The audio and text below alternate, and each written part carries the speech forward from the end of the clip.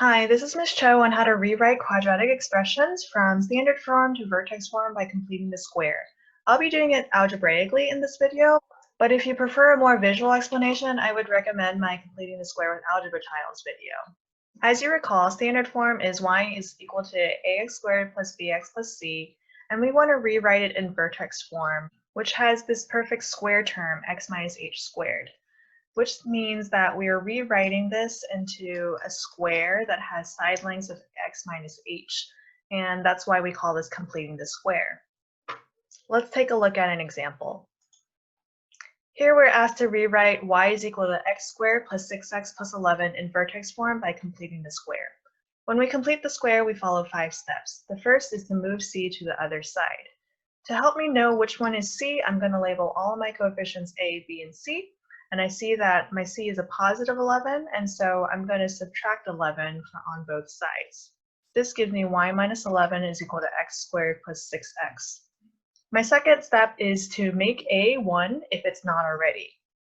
But since my a is 1, then I can move on to the third step, which is to make this right side a perfect square trinomial. We're going to do that by taking half of b, squaring it, and adding it to both sides. My b is 6, so half of 6 is 3, and then squaring that gives me 9. So then I'll add the 9 to both sides. My fourth step is to rewrite the right side as a binomial squared, and while I'm at it, I'm just going to combine my like terms on the left. How do I know what my h is? It's half of b, which is 3. My fifth step is to isolate y using the inverse operations. In this case, I'm just going to add 2 to both sides, which gives me y is equal to x plus 3 all squared plus 2. Now I'm going to check on Desmos to see if it's right by graphing both my standard form and my vertex form. I have my standard form equation in red and my vertex form in blue. As you can see, my blue graph is exactly on my red one, so I know I've done this correctly because they're the same graph. Let's try a second example. In our second example, we're asked to rewrite y is equal to 5x squared plus 20x minus 60 in vertex form. Our first step is to move c to the other side. I see that my c is negative 60, so I'm going to add 60 to both sides. This gives me y plus 60 is equal to 5x squared plus 20x. My second step is to make a 1. I notice that my a is 5, and I have two options. I can either divide everything through by 5 or factor out the 5. I'm going to divide the 5 and then I'll show you how to do it by factoring.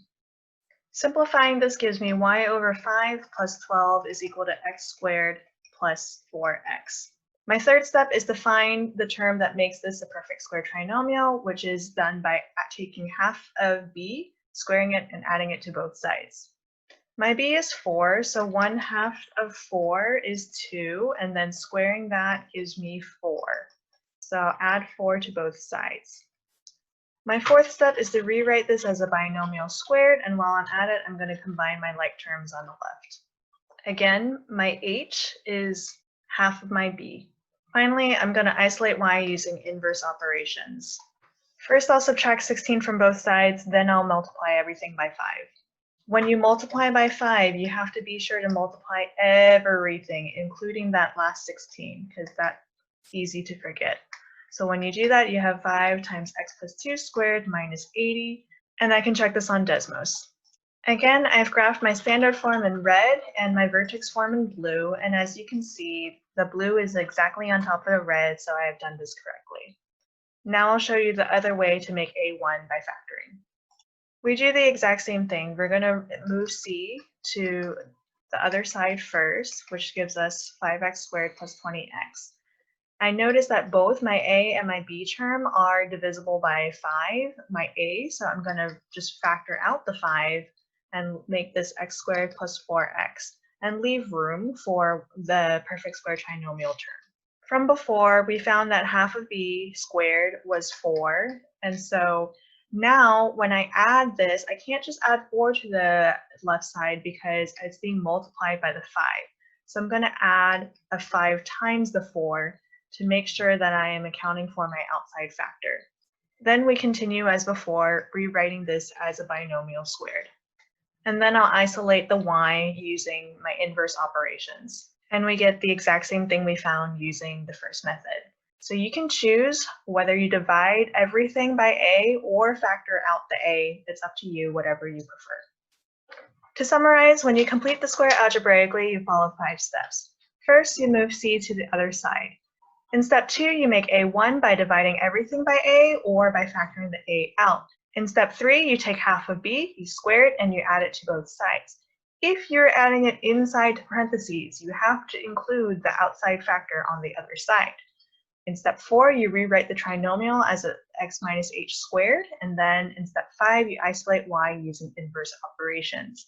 If you're not sure if you've done this correctly, you can always graph both the standard and the vertex forms in Desmos or your graphing calculator and see if they are the same graph.